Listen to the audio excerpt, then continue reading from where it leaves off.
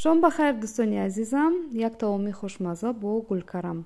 Гулкарамро 10 дақиқа дар оташи миёна меҷӯшонем.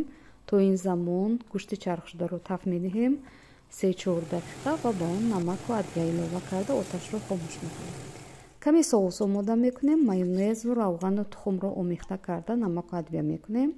гулкарами муаллақай пухта шудааст, себзаминиҳо ҳам пухта шудаанд ва қабатҳои гулкарамро ҳамон гуна ки дар навор мебинед пур аз ҳамин гӯшти чархшуда мекунем.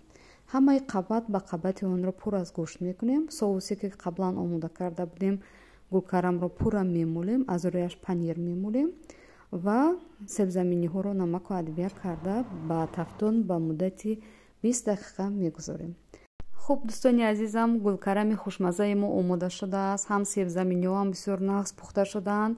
таоми хеле сабук ва агар диққат карда бошед мо хеле кам, як 3-4 қошуқ равған зиёд дар ин таом истифода накардаем. умедворам писандатон меояд. нӯшиҷон.